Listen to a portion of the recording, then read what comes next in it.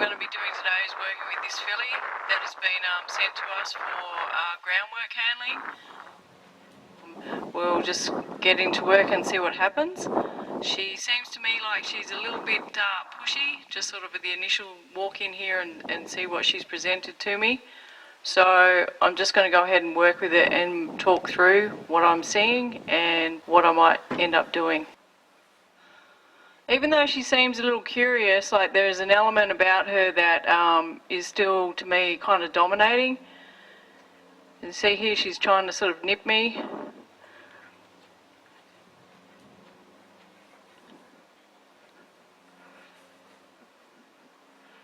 And she's kind of putting me where she wants me to be, and her first reaction is to turn away and turn her backside to me. And then she turned around and came back. That's okay, but I would prefer that when she did leave, that she didn't leave with that brace in her body, and that she would actually prefer to turn to me and leave out in the other direction, not turn her butt to me. As you can see, like, she's not comfortable with me getting here on her offside.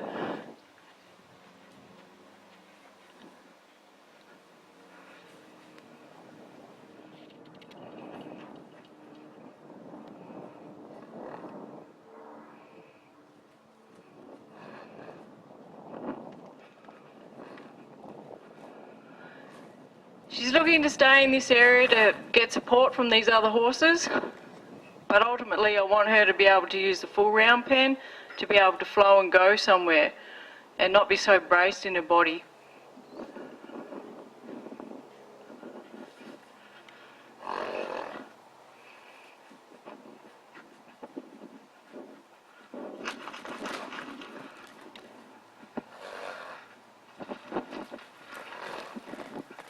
She might make a good cutting horse with those moves.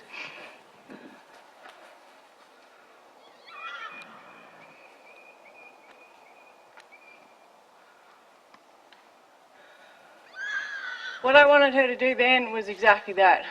I wanted her to stay parallel to the fence and just take her head and neck and turn to me. And then I released the pressure off her. And so now I'll just walk to her, and if she can't stay, she can go. I'm not trying to get this horse to want to stay. I'm not going to capture it. I want her, for it to be her choice, to want to come to me and want to be with me, but without that brace and expression in her face here.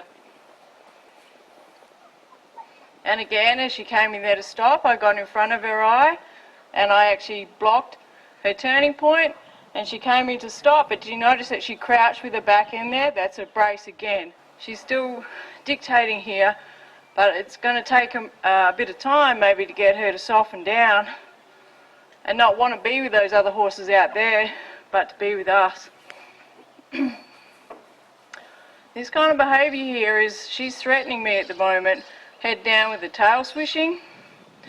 So she again is putting me where she'd like me to be.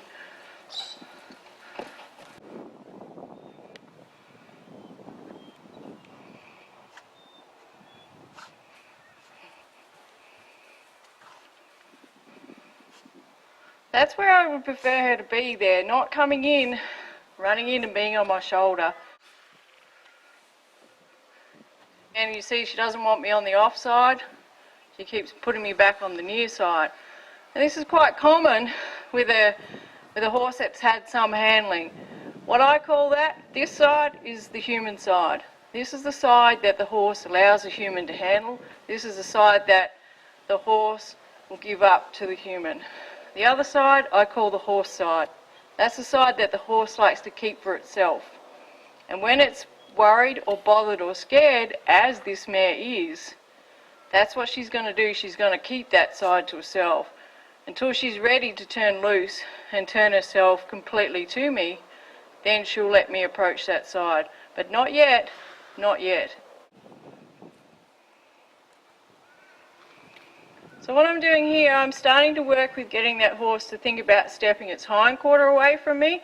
You can see with her near side hind here, the white sock foot, that it's stepping back behind her outside hind. I'd like to see her step that white sock foot up in front of her outside hind.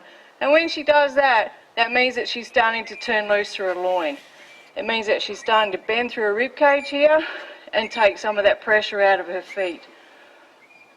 Just while working, I don't think you'll be able to hear it on the video, but she's actually holding her breath a fair bit, this mare. When I come in to touch her, she holds her breath, and then when I go away, she releases it. So I'm conscious and I'm aware of all these things that she is actually presenting here to me. Horse has a blind spot completely out in front of it. So when you're presenting a flag, you want to make sure that that horse can actually see it and it doesn't actually just come into its blind spot and frighten the crap out of it. So when you do present a flag to a horse for the first time, you allow its curiosity and then you release it. So this is the application of pressure.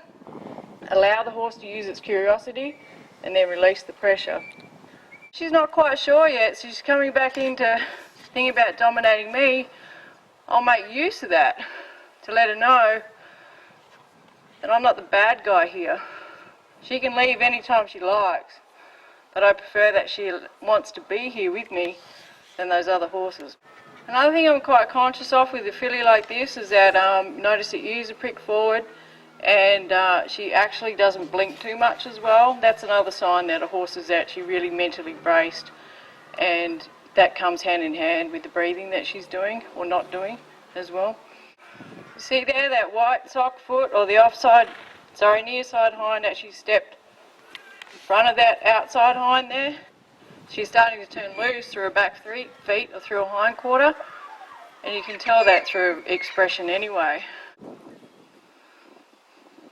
So that's a different expression altogether. Even though she's still coming at me, she's still kind of dominating me in some form, but her ears are not sort of like this, her head's not like that.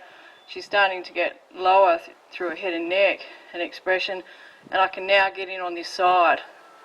She's now let me in here, so we're starting to build up that trust and communication to be able to work with the horse effectively and efficiently to get it ready to be handled before saddling.